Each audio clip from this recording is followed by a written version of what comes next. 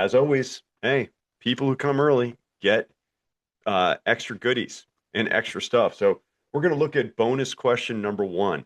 Is this an offside offense? Now, I'll tell you, white defender kicks the ball into the blue attacker. So, all right, let's look at this one more time. So, again, it's not going to be a deliberate play from the blue attacker, but the ball comes off them last to another attacker who was in an offside position. Go ahead and drop your call in the notes. Is this an offside offense? Yes or no? Is this an offside offense? Would it be an offside offense? Now, funny enough, referee waves down the AR who raised their flag, believing that it's deliberate, but, does that matter for an attacker? Now, we're going to come back to this in a little bit, but it's a great question and, not necessarily an intuitive answer. So go ahead and drop it into the chat. Yes, it is a offside offense. No, it's not an offside offense. Go ahead and put that one in there and we'll see what you got. Still offside, Tom. Look at that. Offside. Touch from a teammate. Yes. Yes, indeed. I'm not sure. Link was sent out, David. That's why I asked you. Yeah, no, it's weird. I don't know. But no, we've got an answer here. I know it is not an offside defense. You're saying not offside. Interesting. Okay. All right. Well, we'll talk more about this one as we get deeper into this presentation. So, won't say a yes or no just yet. All right. Bonus question number two. So play continues, and now the goalkeeper is going to punt the ball. Okay. So she's now going to punt the ball up the field, and a white defender, not necessarily going to deliberately play, kind of like, well, ball did come from distance. They're going to hit it, and it goes to a, navy blue or black attacker. Is that an offside offense? So there's two wild scenarios, literally back-to-back play here that you don't see very often. So again, goalkeeper is going to control the ball and punt it, and then it goes to another white teammate and then goes to a black attacker in offside position. Is it offside? I'm seeing Tom. He's like, nope, not offside. Came from a defender. Now, some may say, well, hey, the ball was in the air. She was running for it. I'm not going to say it's a deliberate play, but who did the ball come from before it came from the defender? Look, goalkeeper's got control of the ball. A very deliberate play, and then plays it to a teammate who, for lack of a better term, takes a bad touch, and it ends up going to a black attacker. So definitely no offside, but a very weird one that would make you think and be like, wait a second, is that offside? I'm not sure. I'm not sure, but we're going to talk more about this as we go. So tonight, the presentation is on offside. Just let me know in the chat if I'm coming through audio wise okay and you're seeing the screen. If not, let me know. I would really, really appreciate it. Yep, and I do have a couple people asking for a link, so let me just drop this into these two emails real quick, because certainly if they're reaching out to me and they're trying to dial in, I want to make sure I get them in here. So how do I access the meeting? There you go. And boom, more the merrier. That's what I say. Excellent. I'll figure out this Zoom and invite thing eventually. Don't you guys worry. All right. Before we get going into the presentation, though, I do want to stop and just give a little bit of a shout out to my man Eddie. So I'm going to do one real great props, from this weekend in State Cup, and then an opportunity for improvement. But Eddie, I tell you, I wish every game had a referee like Eddie. And again, I'm making a generalization. A referee like Eddie, conscientious, engaged, good movement, shows urgency around the penalty area, great mechanics. I mean, look at that eye contact with the AR, beautiful signal for the goal kick. But throughout, the game, he's not stationary. He's not sending flat-footed. The mechanics look great. He's on point. It was wonderful to watch Eddie. So big kudos to Eddie. Wonderful job, my friend. And I hope, people have an opportunity to work with Eddie and see the great work that he does at our fields. All right. Now, opportunities for improvement.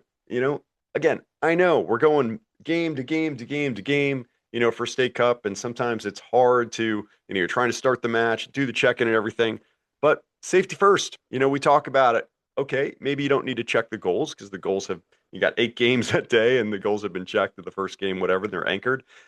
So we've got a tent pole within about 2 feet from the field here. I know the perspective doesn't make it look close. I promise you it was very close. But even more concerning is an umbrella that is about as a big plastic pokey thing, a sharp pokey edge about 18 inches from the field. Can we play this game with an umbrella at eye level for a 11, 12-year-old 18 inches from the field? I hope the answer is going to be you should be saying out loud, no. Absolutely not. No, definitely not. Please no. So yeah, that's a safety issue. And we don't play games when we got safety issues. We've got to stop the match and get all those umbrellas back and get the parents back and tents back to a safe distance. Very, very important. Additionally, I saw a lot of times this weekend where coaches were standing on the sidelines or literally on the field coaching in the way of our assistant referees, or parents sitting spectators behind our assistant referees. We all know what the field setup is supposed to be for SoCal soccer. Please enforce it. Okay, stop the match. Have the coach get them back. You don't need to do it. Hey, coach, please make sure they're all back at least 6 feet. That'd be great. This is a one that happened in high school in California, a painful one. Okay, end of the game. You know, it looks like they're going to go on and win. Goalkeeper saves a penalty kick. And what happens? The referee calls a handball offense on the defending team because they went and hugged the goalkeeper, and someone must have touched the ball with their arm. You know, again, not every touch of the hand or arm is a handball offense. There's no advantage gained here. You know, we need to referee to the laws of the game and to the spirit of the game. I use this one as an example because it also happened at State Cup. Team, the goalkeeper's team is tied right now. They're going through to the next round. You'll see it's at the 60th minute already. The game is pretty much over. They go run to hug the goalkeeper, and what does the referee do? Calls a penalty kick. Second penalty kick gets taken, and now the girls are knocked out of the next round of State Cup. You talk about a painful way to lose at the death after your goalkeeper makes a save to put you through. Again, I just encourage everyone, try and, do your best to, you know, to read the room, and you have my permission to referee within the spirit of the game, not just the laws of the game. So again, we made sure to reach out to the assigner and get some training to this referee so that they can, again, probably make the better call in the spirit of the game going forward. Again, I emailed IFAB on this one as well, just like, hey, I know it's not in the laws of the game, but kind of give me the words I can use when I send my email to this assigner. Again, referees must use common sense when applying the law. So again, please, please, please, never ever do that. Let them hug the goalkeeper for gosh sakes. Let's spread love. Not hate. That's good. All right. So now we are getting into offside. I will tell you, this is uh, one of the hardest presentations I've ever had to put together. As we know, offside is a very uh, difficult to understand law if we were only doing, again, just the verbal legalese, if you will. If you had to try and explain offside to someone and you were just using the verbiage that was out of the laws of the game, good luck. I mean, deer in headlights kind of stuff, right? It's certainly not going to be easy to understand. So we're not going to do any of this tonight. We're actually going to do proper images and animations and videos because I think that's really how people learn, and that's certainly how I learn. And I think other people would tell you the same. So one of the things before we get into offside can really only be spotted by an assistant referee properly lined up with either the ball or the second to last opponent. So this is a view from the same moment in time.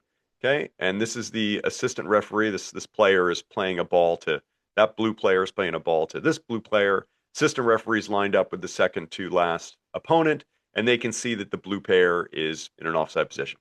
Very difficult for coach over here raising their arm, offside, whatever, from this perspective on the field. So I want to encourage you guys, be confident in your call. After watching this presentation, you're going to know the law inside and out, and you're going to feel more confident when you are raising your flag for offside offenses. Cool. Again, let me know if there's any questions, guys. I've got the chat up here in front of me, and I tell you, I love hearing from you. So please drop something in the chat. If you learned something new, if you think you've seen something cool, whatever it might be, definitely do that. Let me know that you're with me so I'm not just speaking out into the void. That would be wonderful. I'd appreciate it. All right.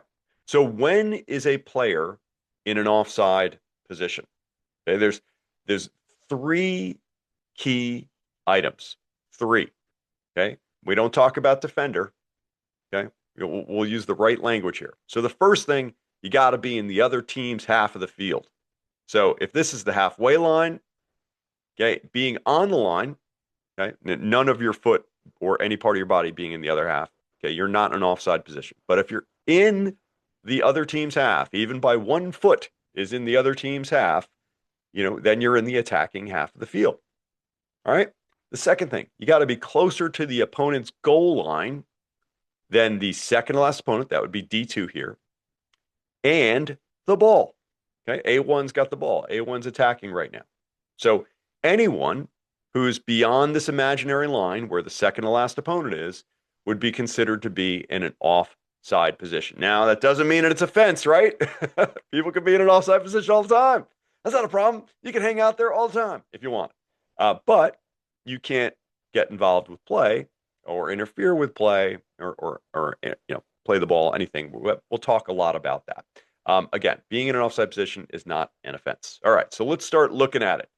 Now, what's unique about soccer from American football, offside is the beginning of the play at the snap. That's when you determine offside. In soccer, it's dynamic. So that offside line, if you will, is constantly moving with that second to last opponent or the ball. So in this scenario, we can see attacker A2 is in an onside position, but all of a sudden, as the defender steps up, A2 is in an offside position. They're in the attacking half of the field. They're closer to the ball than both the second to last opponent and the second to last opponent and the ball. They're closer to the goal line, the second to last opponent and the ball. So if they get involved with play by receiving a pass, by playing a ball from a teammate, and they're in that offside position, okay, it is an offside offense. If they're in the offside position at the moment the ball is played or touched by a teammate, offside. This is when we would raise the flag right here. I'm just going to show this, one more time. Okay, A2 is going to come back. Okay, so now we're restarting the play. A2 is in an onside position. Okay, they're further from the goal line than the second last opponent. No problem. They can receive a pass. Once they move further from the goal line than that second to last opponent and the ball, at the moment the ball is last touched by a teammate, they will be in an offside position, and therefore we've got an offside offense. So that's the simplest, breakdown of offside. Now, again, sometimes the line of offside is the second to last opponent. Sometimes it's the ball. So A1 is going to drive up the wing, and they're going to square the ball to A2. Now that offside line becomes the ball. So look at how the offside line moves. A2's in an onside position when the ball's last touched by a teammate, and they get the ball, and hopefully they bury it in the back of the net. Good goal, onside.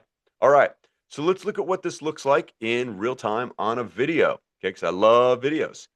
All right, this one's a really interesting play because at first glance, you're like, wow, I'm not sure if they're offside. So I want you to we're going to look at this person in the orange jersey up at the top of the video right here. Okay. They receive the ball. And when they receive the ball, looks like they're in an onside position. There's another defender between them and the goal, right? Okay. Again, the important thing is where is that attacker at the moment the ball is touched by their teammate? That's what we need to know. So here is our second to last opponent. Right here, we can see the lines on the ground. Kind of comes through right about out here, if you will. Here's our attacker who's going to receive the ball. And here's the attacker who last touches the ball. Okay.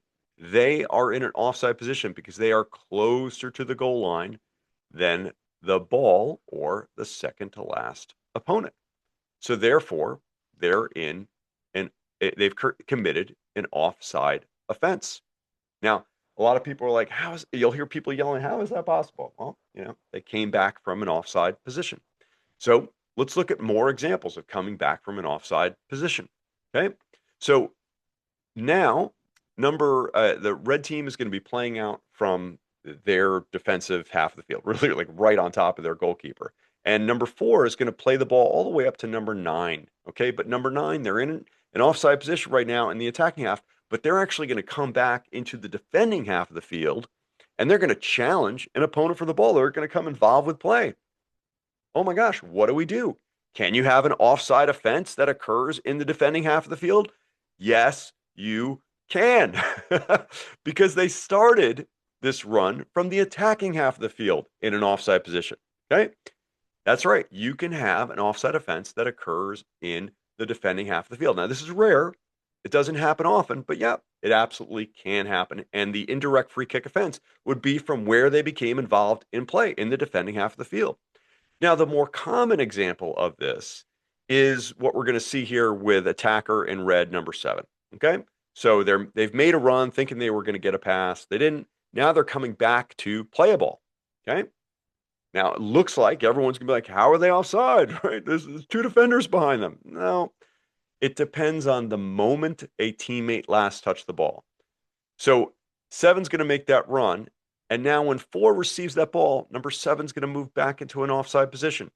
This is the moment that matters, the moment a teammate last touched the ball. They're in an offside position. They're closer to the goal line and the ball than the second to last opponent. Okay, that's it. They've committed an offside offense right there. So this is again a great example. Now this never happens, very rarely happens that you'll actually see something like this in your game, but you could have an offside offense that gets spotted all the way in like the other team's attacking third. That's right. This red attacker comes from an offside position to get involved with play, and the assistant referee raises their flag for an offside offense, and the indirect free kick should be where they became involved with play, which could be in your own defending half of the field. Right now, if he starts a run from the defending half of the field, well, that's an onside. You can't be offside if you're in your own half when the ball's last played by a teammate. Not an offside offense, but they are in the attacking half, closer to the goal line than the second to last opponent and the ball. So that's a rare one. All right, what parts of the body are considered for an offside position? Okay, you can't score with your hand or your arms. Can't score, so it's not considered for offside. Your head, your torso, hips, my booty, my legs, my feet, those are all things that could be considered for an offside position, but not your arms or your hands. And it looks like we got a question from Jose. If you've got a question, Jose, go ahead and drop it into the chat and I'll answer it for you if you don't mind. Go ahead and put it in there and I'll get to you. All right, cool. All right, so let's talk about offside offenses. What are offside offenses? Now, we know kind of like the literal one, well, I play a ball, but there's lots of them out there. There's lots of different ways you become involved with play. Okay, so the first one, interfering with play by playing or touching the ball with any part of your body, playable part of the body, not hand or arm. Okay, not hand or arm. Anything else? You can interfere with an opponent by preventing them from playing or being able to play a ball by clearly obstructing their line of vision, especially the goalkeeper. This is a very common thing, and we're going to see some examples of these, some funny ones, where someone is standing directly in front of a goalkeeper in an offside position, and the ball comes at them and they move out of the way. Okay, that's an example of preventing them from being able to play a ball by obstructing their line of vision, and it's specifically usually called when they're doing it to a goalkeeper. You could be challenging them for a ball. So we saw that a few moments ago with the red attacker coming back into their defending half. They were challenging someone, for a ball. So they didn't even touch it, but they were about to challenge it for it. Okay, that is an offside offense. Trying to play the ball when it's close. So let's say you're in an offside position and you dummy the ball. You let it go through your legs, okay, or you fake kick it, okay, and you were in an offside position. Okay, that would be an offside offense. Now, running towards a ball is not an offside offense. Just the act of running towards a ball, if they're 5, 10 yards away, is not an offside offense. They've got to get involved with play by doing an obvious action, which is close to the ball. Okay. Again, that's an obvious action or movement that clearly affects an opponent's ability to play a ball. So that's a really important distinction there. Just the act of running towards the ball, if they're in an offside position, not necessarily a reason to raise your flag, unless it's a safety issue. So if we've got a one-on-one situation, with an attacker and a goalkeeper coming out, and that attacker is the only one's got an opportunity to play that ball, and we've got a potential one-on-one collision, by all means, get that flag up. You don't need them to touch the ball to get that flag up for that one. They're the only ones who are going to be able to do it. Just get that flag up. It's a safety issue. Premier League, they'd keep the flag down. Grassroots, raise the flag. Let's live to fight another day. All right. So let's look at a couple of these here. So this is the basic. This is someone who gets involved by playing the ball. Okay. They're in an offside position. Ball's chipped through. They touch the ball. Right. That's the basic offside right there. Jose, hello, everyone. Hey, Jose, welcome. All right. Now, as you start moving up in level of complexity and the level of the game that you take on, the age group, the skill level, it's going to start getting harder and harder. And you need to be in a much more active position as an assistant referee, really dialed in, because there's offside traps and people curl their runs. People are making better timed runs as you move up. So it starts to get harder to pick these things out. But with time and with practice, you can recognize them. But yes, this player was just barely in an offside position when the ball was played by her teammate, and therefore they've played the ball. We've got an offside offense. All right. So this is one of these other types of offside offenses. So corner kick, ball's played in, team in red celebrating. It was a header. Looks like they've scored, right? Everyone's excited. Well, it's a little bit of an issue. There was a player in an offside position. So they are closer to the goal line and the ball. Look at number 9 there in this our screen right here. Okay. They're closer to the goal line than the ball and the second to last opponent, who at this point is the goalkeeper, right? So they've stepped up. Okay. That's the second to last opponent at the moment the teammate touches the ball, and they are interfering with an opponent, preventing them from being able to play the ball. Okay. That is an offside offense. Now, you don't see that very commonly called at the grassroots level. Usually the screening one is more difficult to see in a melee of bodies at grassroots, but it definitely does get called, and it's something you need to be keeping your eyes open for. Okay, if someone's in an offside position, pay attention. Are they getting involved with a defender? Are they preventing someone from playing the ball? And you've got an offside offense. This is a question from Serge. Is FIFA actually updating the offside law so that player's body must be fully offside, or is it just a rumor? It's not totally a rumor, Serge. It is on the agenda this year for FIFA and IFAB, the International Federation or Football Association, to potentially update the offside law. But I promise you, that will not make it easier to determine offside for an assistant referee. It might make the game more exciting, but it's not going to make your life any easier. I'll pull up an image at the end of this call. Remind me, Serge, of how difficult it's going to be if they do make that call. But it is a possibility that the offside law, instead of just like being your toe, making you in an offside position, being closer to the goal line than the ball and the second to last opponent, it could be your whole body. But still, as an assistant referee, it could still be millimeters, whether or not someone is on or offside. So we'll talk about it at the end of the call. That's a great question, Serge. Thank you so much for that. All right, let's go to another one. This is a real fun one. Okay. You see everyone in the stands, they're like saying, he's offsides. He's offsides. Like, how does this kid not know? This is a 2-1 game. Look at this. This is to tie the game with 5 seconds left. Okay. Great hit. Look at the defender in blue standing right in front of the goalkeeper. Okay. It's an offside offense. He was in the goalkeeper's line of sight. Thankfully, the assistant referee spotted it and they ruled out the goal because the referee, obviously, they've never seen this before and didn't know to look for it. But yeah, it's an offside offense because they've clearly obstructed the goalkeeper's line of sight. Hopefully that makes sense. Here's another one, famous one, Manchester City, Liverpool. This was hotly debated, but Andy Robertson is going to be right in the goalkeeper's line of sight. They make an obvious action, right in the goalkeeper's line of sight. They're in an offside position. They duck down at the very last second. He's clearly in the goalkeeper's line of sight as this ball is coming in right here. I mean, the ball goes like just right over his head. Goalkeeper's got to react to that in some way, shape, or form. So this was ruled a offside offense for interfering with the goalkeeper by being in their line of sight. Cool. All right.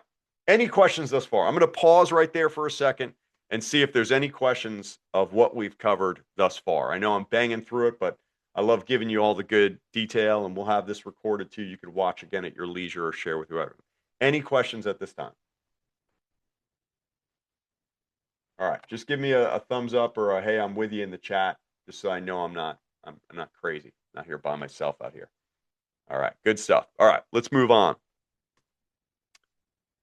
All right. Thank you, Tom. Appreciate you. I owe you an ice cream. Thank you. Showing me you're with me. I love it. All right. Thank you, Brian. Thank you, Gary. Oh, Gary, here's a good question. If there are two players on the goal line, then standing in front of the keeper is not offside? Well, there's a lot of questions there, Gary. Are the two players defenders? Are the two players attackers? Are the two players who are the two players and where are the opponents? So it's really, interesting. We have to be really careful about our language when we talk about offside. So I'm just gonna like go back for a second here on this play. Again, we talk about the second to last opponent for the defenders because sometimes it's a defender, sometimes it's a goalkeeper who could be the second to last opponent. Sometimes it could be two defenders, if the goalkeeper got pulled, up pretty far on a play. So when you're asking questions, let me know. Is it, two defenders, or two defending opponents? Is it two attackers? That'll help me answer your question because those fine details matter.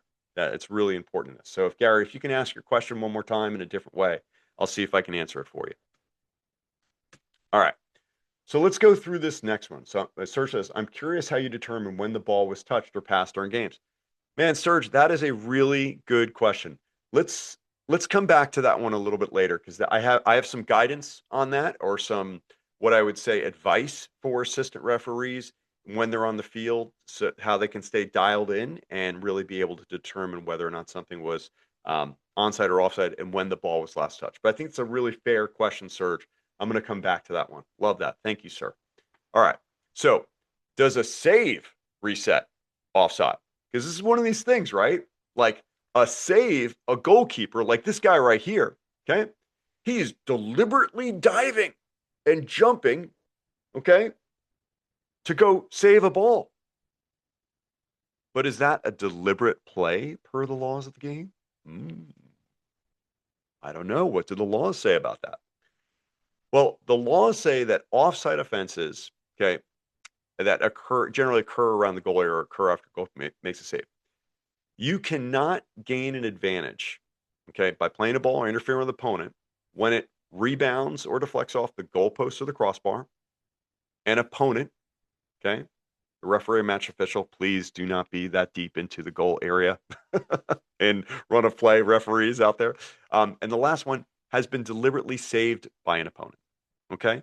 So a deliberate save is not a deliberate play in the laws of the game. It doesn't negate an offside offense. So if someone is standing next to the goalie, I think I have a good graphic here. This is a great one. Let's say these two are on a counterattack, and for whatever reason, their defenders are well behind. And number two, they're on the same team. One and two are both attackers, is ahead of the goalkeeper, ahead of the attacker. They're ahead of number one, closer to the goal line than number one and the ball. They're ahead of the ball. I'm going too quick here. I'm stumbling over my words. They're closer to the goal line than the ball and the second to last opponent. They're in an offside position. Number one takes a shot on goal. Goalkeeper saves it deliberately. Obviously, they meant to save it. It rebounds to player two, and they score. Is it an offside offense? You guys, this is the interactive time. Go ahead and type it into the chat. Is this an offside offense? Yes or no? Christopher, great job. Tom, great job. Kenneth, absolutely. Yes. Yes, yes, yes. This is an offside offense. So I created a little animation on this one as well. Again, just kind of playing this out. So again, look at our player that's highlighted. This is an offside position over here. They get a rebound. They score. Okay. It's an offside offense. Again, it's all about the moment a teammate touches the ball, which is right now, they're in an offside position, goalkeeper or any player on the goal line, anyone close to the goal area using their body to get in front of the ball, not their hands, of course. It is indeed an offside offense. That's great. Richard, great. Yes, the player was closer to the goal line than the ball when his teammate last touched it. You got it. That's exactly right. Taking advantage of being offside, an offside position. You guys are killing it. Well done. Well done. Great.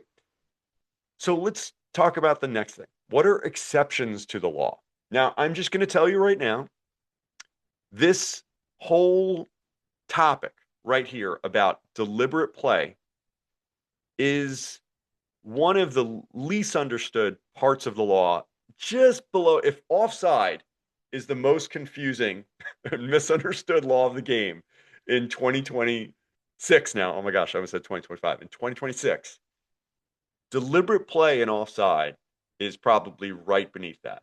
Okay, you can't find, if anyone knows what FIFA Red is, which is where all the FIFA officials and top leaders around the world they go learn the FIFA laws of the game from FIFA's perspective. They don't even have any videos on deliberate play on FIFA Red anymore. Trust me, I've looked. I've got someone else's login so I can check.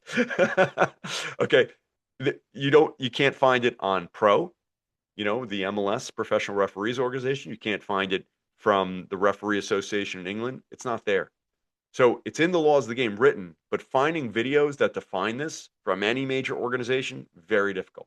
Now, in the laws of the game, which was put in the laws of the game in 2023, I believe, or 2024, okay, they really raised the bar for what is a deliberate play by a defender. Used to be, if a ball was like blasted at someone and they just reactively like jumped up and headed it, skipping off the top of their head just reactively, that was considered deliberate play because we were using the dictionary definition of deliberate, right? Like no one grabbed him like an older brother and made him punch himself in the face or move his head over. He moved his head. So therefore, it was considered to be deliberate. Okay. Not anymore. And this is very important. Sorry, hold on 1 second. I'm just getting one more person into our webinar here, and I will figure out how to be a better host of webinars for the future, guys, so that I don't mess everyone up. Hang on 1 second. There we go. And get this person in here. All right. So now there are considerations around a deliberate play. A deliberate play now means that a defender had to have the time to control the ball with the possibility of passing the ball or clearing the ball. They have to have the time to have the ability to control the ball, pass the ball, or clear the ball. Okay, that's a pretty high bar. So that's not an instinctive jump. Okay, that's not just reaching out with your foot. Okay, has to have the ability to control, to pass or clear. Okay, now you could still make a really bad pass. Okay, and we're going to see some examples of that in a couple seconds. You can make a bad clearance, but it's deliberate. And the other considerations that we have in deliberate, the ball traveled from distance, the player had a clear view of it. Okay, it wasn't a crowd of people and they're jumping up in a big crowd. Ball wasn't moving quickly. It's not blasted with laces to them. Okay, it's rolling slowly on the ground. It's lofted into the air. The direction of the ball wasn't unexpected. So again, there's not a crowd of people and all of a sudden the ball pops through to them. The player had time to coordinate their body movement. Okay, it's not instinctive stretching or jumping.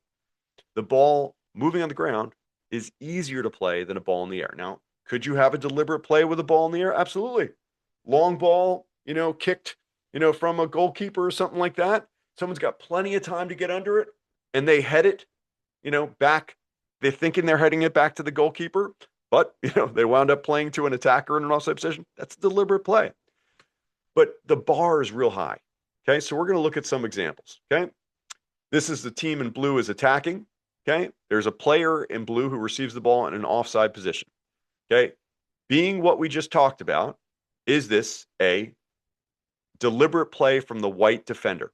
Okay, white defender comes across as the blue attacker kicks it. Okay, kicks it right into that blue defender. And now they meant to run over there and try and stop the ball, but is that a deliberate play? Let me know in the chat. Is this the referees make a mistake? Is this a deliberate play by that white defender on that ball? What do you guys think? Yes or no? Is this a deliberate play? No, no, not deliberate. No, they had no ability to control the ball. Chris, thank you so much. No, absolutely not. Now, again, 5 years ago or 4 years ago, this might have been considered a deliberate play. It might have been. And they may say, yeah, no, he meant to kick his leg out there. The law has changed. Now the bar is much higher. Okay. Here's another one. Okay. This guy turns, hits it pretty hard, ball's in the air. Blue defender's kind of reaching back a little bit. Okay. Is this a deliberate play? Did the referee get this one right? Yes or no? Is this a deliberate play? Great job, Anton. Axel saying no. Is this deliberate? No. Again, no ability to control. Chris, I love that you're using that phrase. Okay. It's directly from the laws of the game. No ability to control the ball or control where that pass was going to go. Okay. Or the clearance was going to go. Absolutely not. Leaning back, instinctive stretching or jumping. We've talked about that. Yeah, he's a good defender. He doesn't want that ball going by. But no, he's not coordinating his body movement. He doesn't have time. It's not a ball rolling slow on the ground. Not a deliberate play. Now, I got to tell you, this video is a little disturbing because the coach and this guy takes a massive run at this AR. It was very disturbing, but yeah, no, not a deliberate play. All right. Now, this one will be an easy one. You guys tell me if this is a deliberate play.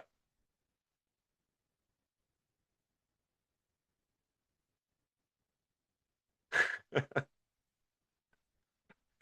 a painful one. Painful one. Is that deliberate? Absolutely deliberate play. Yeah. Chris, again, you say it. A mistake, but a controlled kick. That's right. That's right. So you can, you know, play a really bad pass. We see it all the time. I mean, every league, especially at the Premier League, someone will make a back pass, but it's a bad back pass. Sorry, I got notifications going off in my video here. Yeah, but it's a deliberate play. He had time. Totally could have played that ball any direction he wanted. He just played it in the direction of an opponent. Sorry, buddy. That's a deliberate play. Okay. This one's a classic from my team, Atlanta United. Okay. I was watching this game live and laughing my butt off. Atlanta United, it is 2-2 in like the 90 plus six. Okay. And this is a classic. A goalkeeper rolls the ball out, like lays it down on the ground in front of them. They're not preventing the release. It's not like he throws it up to punt it. He literally just rolls it down, forgets there's someone behind him. Yeah, man. That is a deliberate play. So even though the attacker is in an offside position closer to the goal line than the ball and the second last opponent, it's deliberately played by the opponent. So all good. Now I'll tell you, there's a lot of I'm just going to say before we go on, there's going to be gray area. You're going to have times where a ball is, hit kind of long overhead and someone's got time and maybe they're off balance. Level is really going to determine a lot of stuff here. Okay, so if we're dealing with, you know, 10, 11, 12 years old kids, not a lot of what they do is very deliberate, especially defenders when a ball's coming at them. So give them grace. When you're working with, again, you start getting to, the NPL, U16, U18, U19, they should have much more ability to control themselves and control their body and control where the ball's going. If they play a bad ball, okay, it's on them. But again, as Christopher was saying, yeah, they had the ability to control that header. They just played a really bad header. They just did a really bad pass. It happens all the time. So just try and think about it. Did they have the ability to control the ball, to be able to pass it or clear it? Could they coordinate their body movement? Did they have time to see the ball? Was it coming at a reasonable pace for their level, their ability level, to be able to control or pass that ball? Because those are important things you need to think about. All right. So exceptions to the law. Okay. Throw-ins. There is no offside on the original throw-in. I mean, just this week, I was standing on a match and a kid, stood in an offside position. And one of his teammates said to him, "Get back on sides." Of course, plural, get back on sides. And the kid was like, no, there's no offside on a throw in. I was like, oh, be still my heart. Thank you so much, young man. I was so proud of him for that. Yeah, someone knows their laws of the game. Yeah, there's no offside on a throw in. Okay. Very important. I got to tell you, I posted a video on my channel like it must have been almost 2 years ago in a high school game. They had a kid who could throw really long, and it was like I don't know what was going on, but I didn't for whatever reason I wasn't paying enough attention, and I thought it was like a free kick, and it was a throw in from this area right here, and there was an attacker like lined up right on the goalkeeper, and the ball was thrown in, and he headed it, just glancing header right over the goalkeeper went in, and I raised my flag for offside, thinking, oh, I got him, he was interfering with the goalkeeper, it was in an offside position, it's offside offense, yeah, no, it was a throw in. And so I had to, of course, once the people were like, hey, it was a throw in, I was like, oh, I'm sorry, my bad. I had to apologize very loud, be like, I'm sorry, no offside offense, but no offside on a throw in. Additionally, there's no offside. Stephen Lee, 77 teams who know their rules can snatch a goal on a goal kick real easy. That's exactly right, sir. Yes, Stephen. Very good. I've seen a couple videos on that too. And it's amazing if people know what they're doing. We'll talk more about that on the goal kick in a second. But yes, so here on the original kick, A2 is closer to the goal line than the ball and the second to last opponent. That's fine. Okay. It's not an offside offense. The corner kick, that ball can be placed anywhere on the arc. It doesn't have to be down on the goal line. It can be, over here off of the goal line as long as it's just barely on the arc. And that attacker can be closer to the goal line than that ball. It is not an offside offense. Last one, goal kick. I can't even begin to tell you. It's not common, but I think I have seen at least 3 or 4 times where a grassroots referee has raised an offside flag on a play just like this, what Steven is talking about, where you've got a talented, U10 team and they play short and they're playing out of the back and they play short and they play short and they play short. And then finally they, whatever they all know what's going to happen here. And they've got a kid who can kick it really long and they put a kid in the attacking half of the field and they're in on goal by themselves, and then an assistant referee is raising a flag for offside because they're thinking, oh, he's in an offside position. He's in the attacking half of the field. He's closer to the goal line than the ball when the ball is last played by a teammate.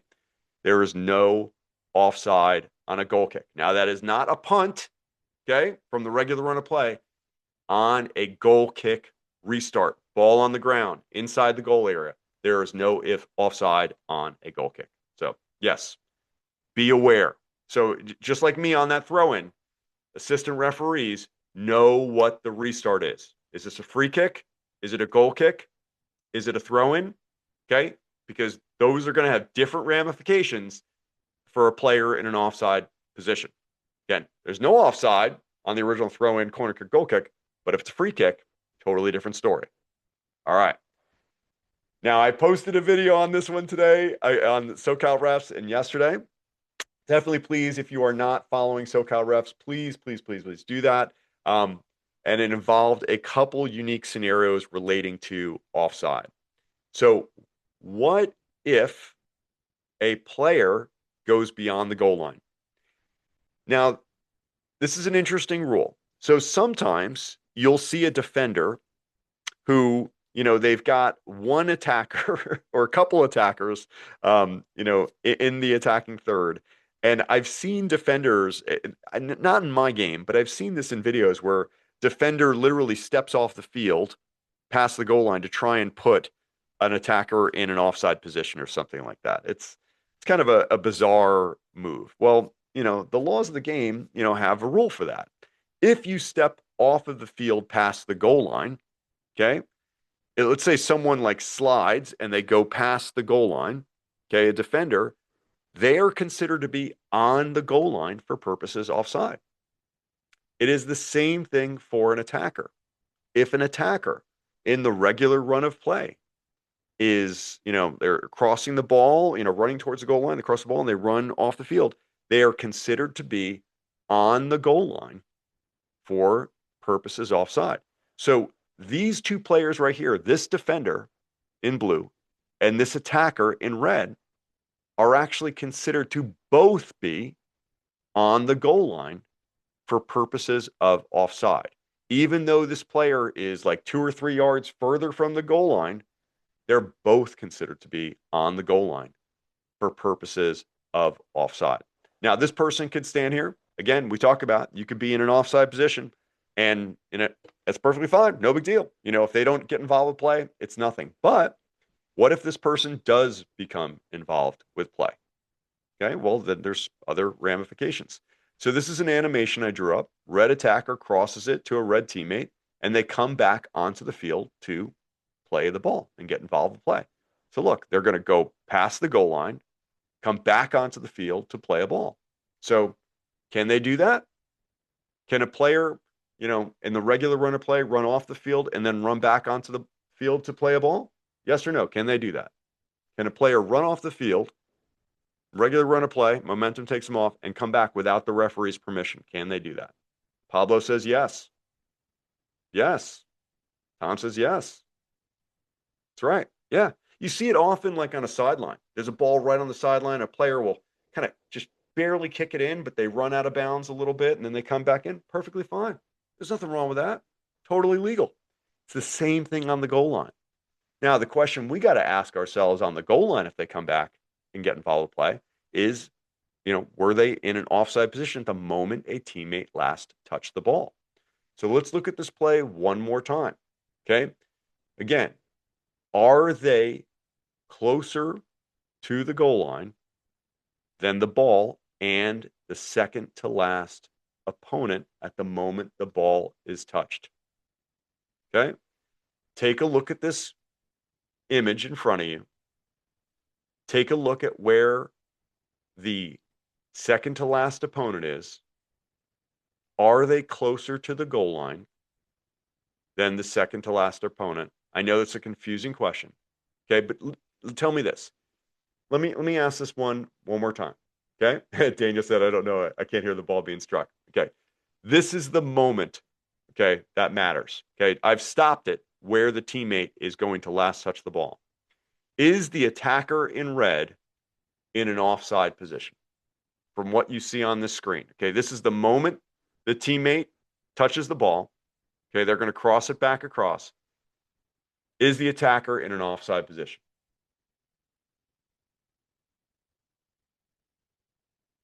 I'm going to read Richard's answer, man. He says, no, they're not closer to the goal line. Oh, Kenneth says yes. Richard says, no, they're not closer to the goal line because they're both considered to be on the goal line for purposes of offside. That's correct. That's right. So we can see 1 foot of the goalkeeper past the goal line. This little foot of this defender is past the goal line. Okay. This attacker is past the goal line. They are all considered to be in the same position on the goal line for purposes of offside. And this is the moment that matters, the moment that the teammate last touches the ball. So they're not in an offside position. So one more time, you'll see it.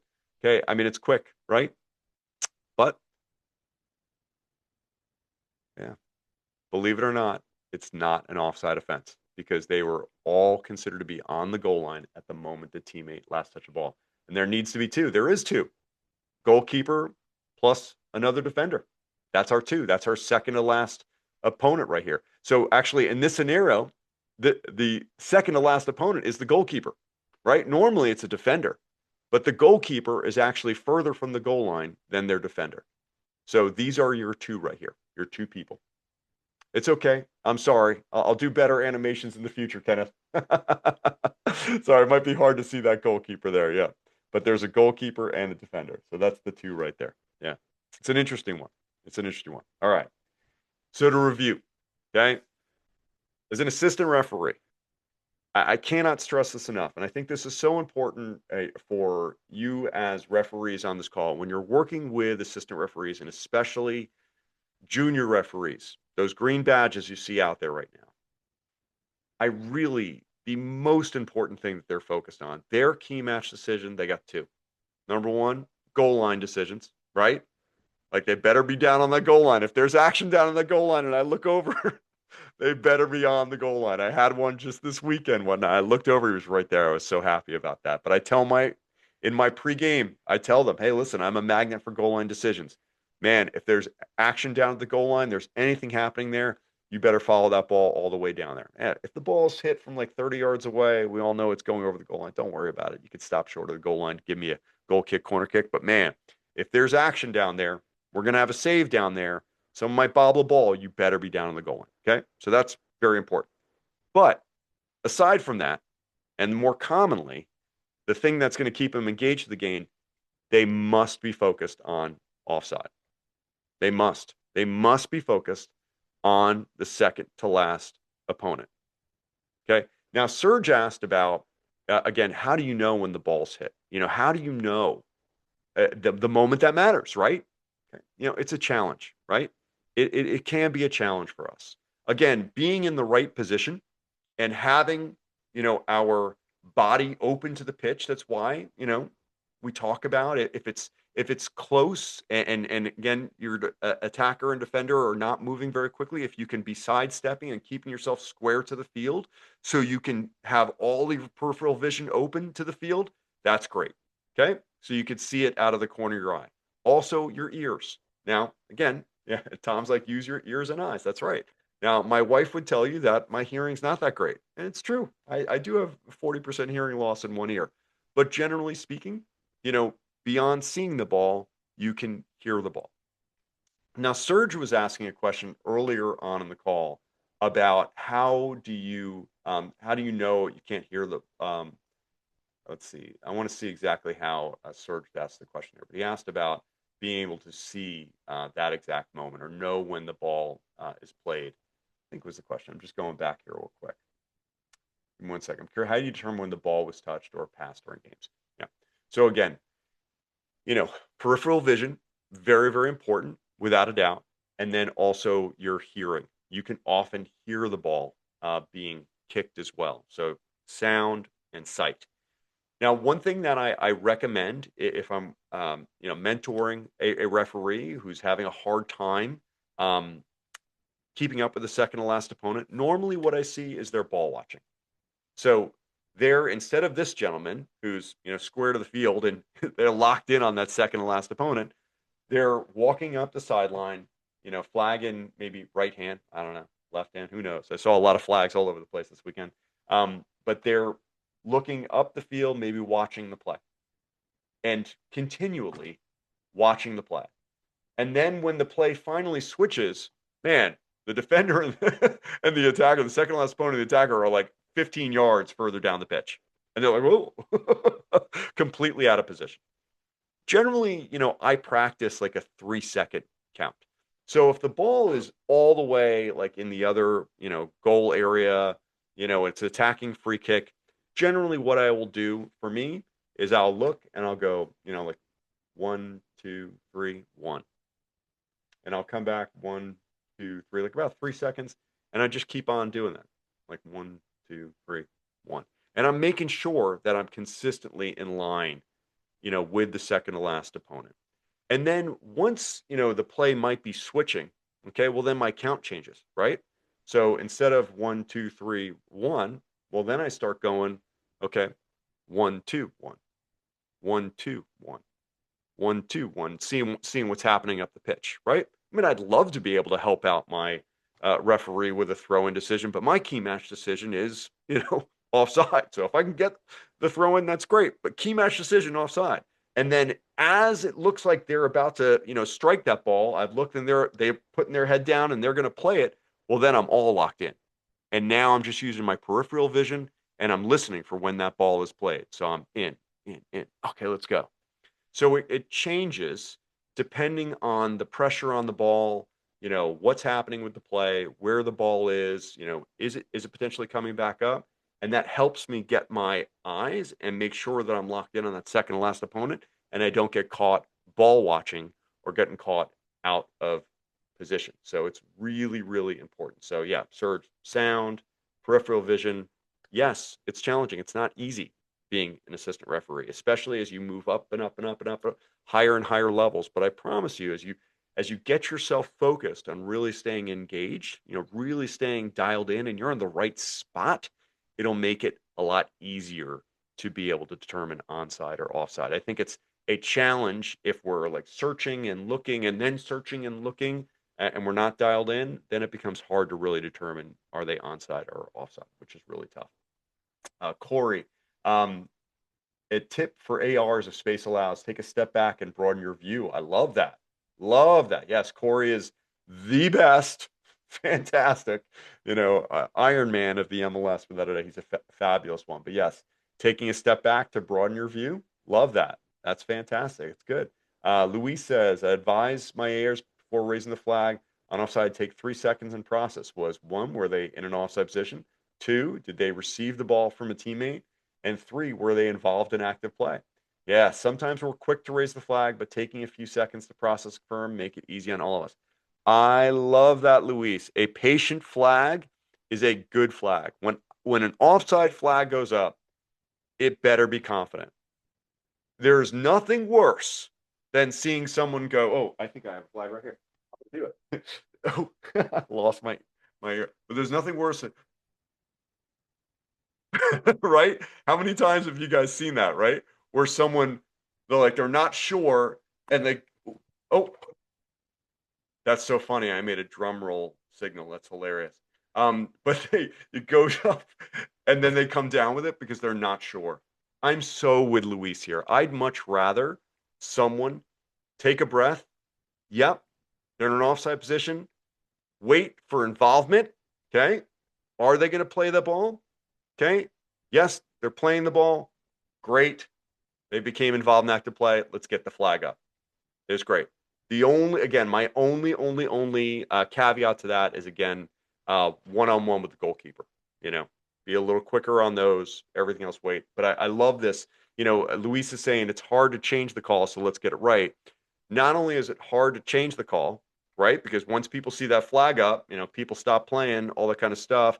Everyone starts yelling, "Oh, they had offside, whatever," and it wasn't an offside offense. It really damages the credibility of the crew. It's amazing how quickly you can lose your credibility on one call. Even a simple throw-in call. Same thing on throw-ins. Like on throw-ins, I'm always telling my ARs, "Hey man, give me a little subtle signal which way you're going, put the flag in that hand, and then let's go up together." Because if you cross each other up, one time people will give you grace. You do that 2, 3 times in a game, you cross each other up on throw-ins and corner kicks and goal kicks, you're dead. You're dead. You got no credibility. And same thing on, offside. You pop a flag and then you bring it right back down. Like, oops. Ooh, man. Good luck having credibility the rest of the game. So good question. So this is a great time though. Like I think I'm at the end of the deck. Are there any other questions? Is there anything that I didn't cover on offside that you wish I would have covered today that we did not talk about? Anything that I did not talk about. And we're going to go back to slide one again, too, because I love that play. It's so much fun. Build outline. Yes, yes, yes. I actually have a video on build outline. We can talk about that. Let me pull that up for you real quick. So give me 1 second. So go ahead and drop those questions in the chat. And I've got, I think, an animation on build outline that we can talk about. Yes, build outline. Ooh, that's great.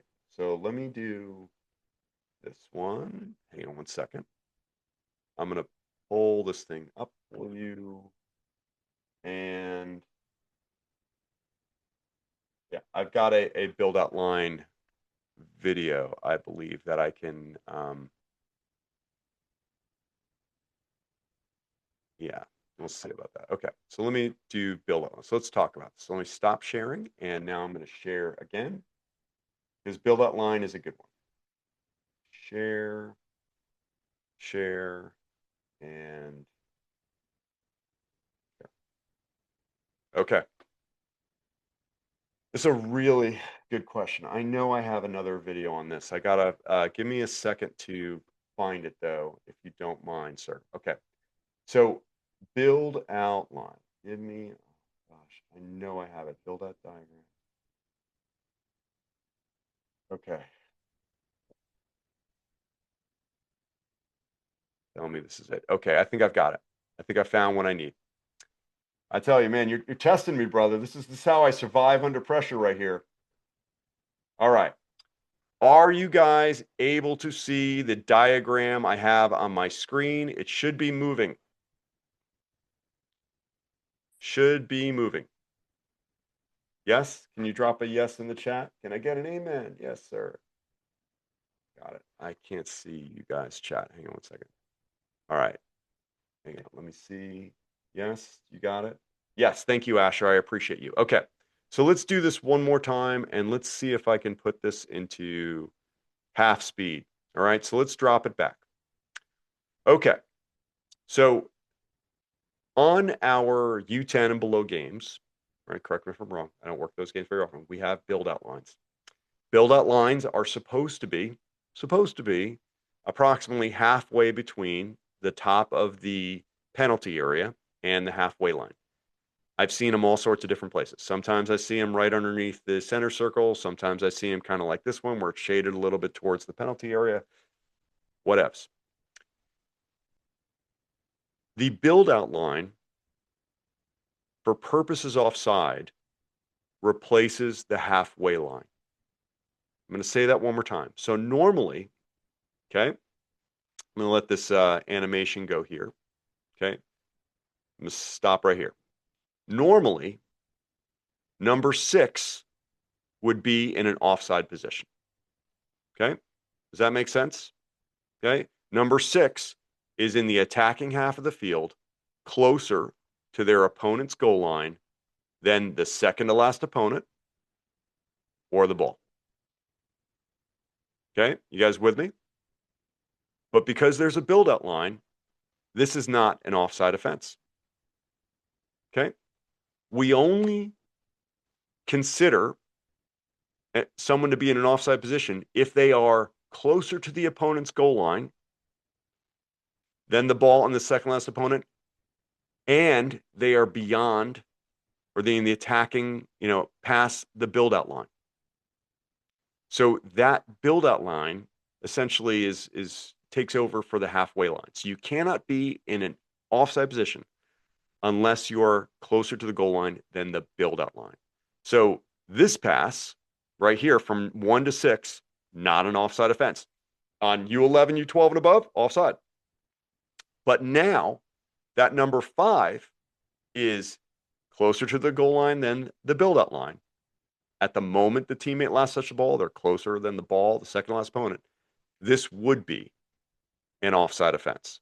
So your assistant referees, okay, on a U10 game or below, they do not need to come any further than the build-out line. They actually patrol kind of this area right here. Should they? Could they? Yeah, they certainly can. But they don't need to. So does that answer your question on build-out line, Kenneth? Is that helpful on that? So essentially all this line does, it just replaces what would normally be in your head, the halfway line for judging where an offside offense can take place. Hopefully that makes sense. Okay, let's see. I have another question here. Coming in and out of play, what is the time they need to be in line with the defender to not be offside? They simply need to be in an onside position at the moment the teammate last touches the ball. So a lot of times people ask a question like, well, do they have to establish themselves back onside? Again, that's a very American football thing. Like they have to establish themselves back on the field. Not for us, okay?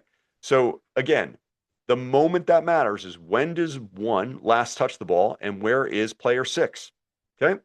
That's all it is. So right now, if player 6 still, 1 still has the ball, they haven't played it yet. If they play it now, okay, let me go back a second. They play it now, move that cursor off there. It's not an offside offense. They're in their own half. Again, if there were no build-out lines, okay? If they play it now and there were no build-out lines, okay, they pass it to 6, well, then it would be an offside offense. It's the moment that the teammate last touches the ball, and that's where we make a judgment. Are they closer to the goal line to the second last opponent, or are they not?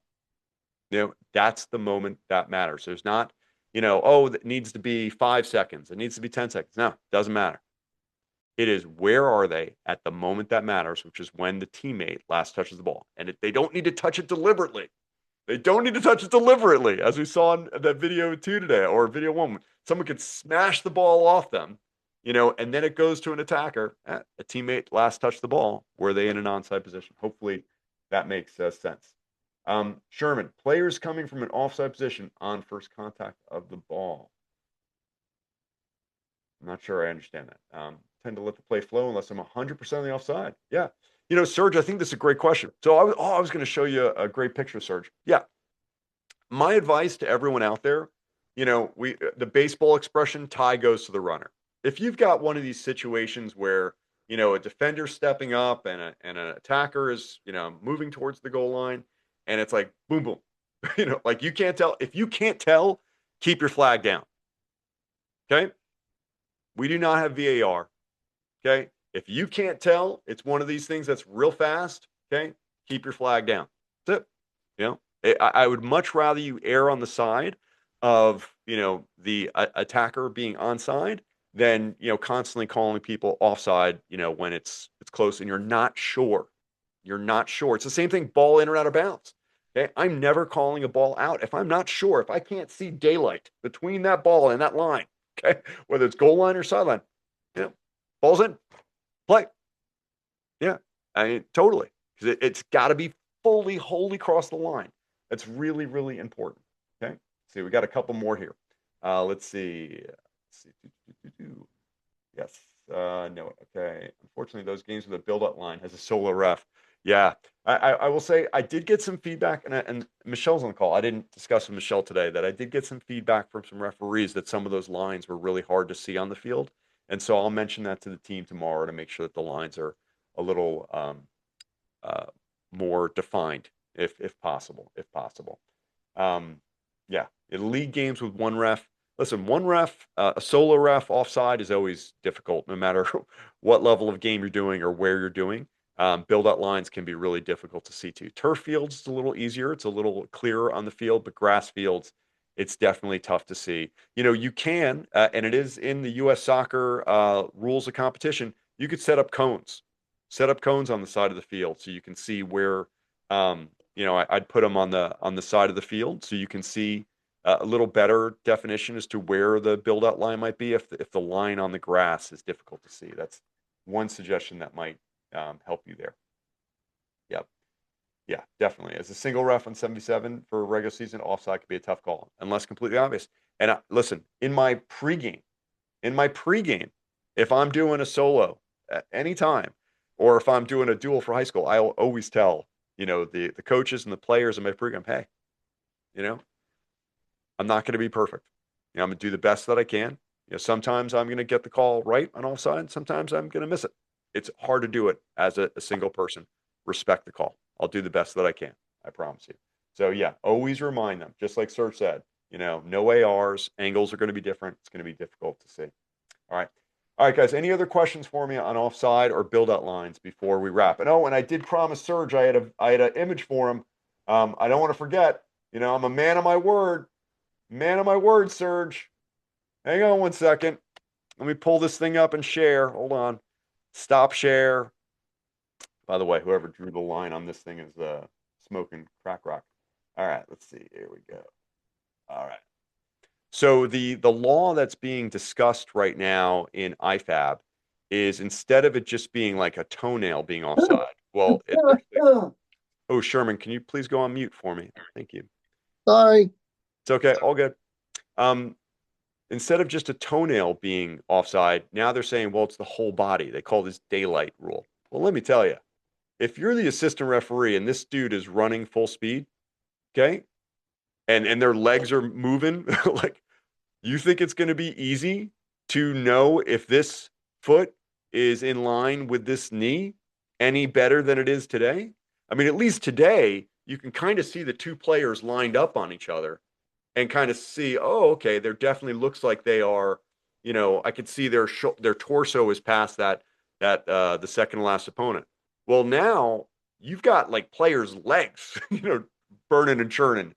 And as long as one little toe is overlapping another toe, from the attacker and the defender, man, it is going to be brutal for us as grassroots officials to do this. I will say this, it's going to be a lot more of, I can't tell, and they're on side, I don't know. And so I'm keeping my flag down. Like we said earlier, if I'm not sure, I'm keeping my flag down. I promise you, if we move to this where it's got to be the whole body, there's going to be a lot more of me keeping my flag down because there's no way I'm not going to be able to tell. I'm not going to be able to know. So it's going to be, whew, man, it's good. It's going to be an interesting one, people. It's going to be an interesting one. Well, hey, guys, it is midnight. It's 12:10 a.m. my time here. I know it's late your time. Again, I can't thank you enough for dialing in and being a part of our conversation tonight. I really do love this. Wait, hang on. We got a question here. John Frank, defender injured near goal line and ball cleared to half, but then attacking team regains control and attacks again. Is defender now out of consideration? No, no. Defenders can. Oh wait, hang on. No, this is a trick question. This is a trick question. Okay, it's a defender injured near goal. Okay, I'm going to follow up with an answer on this one because I don't want to keep everyone on the phone. If everyone would just give me 1 second, this is literally in the laws of the game. I know it for a fact about clearing the ball. Give me 1 second. It is in here. It specifically says, I know it. In a situation, player moving front and opposite position, the opponent is the offset fence. The player moves in the way of the opponent. I know it's in here. I'm not going to be able to look it up right now, but there's something very specific in the laws of the game about the ball being cleared back up to half field. But I do believe that as long as they're on the field, you know, there's still a consideration for offside. So I would just say that. Just say that. But hey, if the ball is cleared to halfway and you're the ref, can you blow the whistle, please? Just stop the play. Get the guy some treatment. All right, guys, it's enough for tonight. Thank you guys so much. I appreciate you. Thank you for dialing in. Tell your friends. We'll post the recording to this in the newsletter on Friday. I wish you all the best. And again, may your next match be red card free. Adios, muchachos.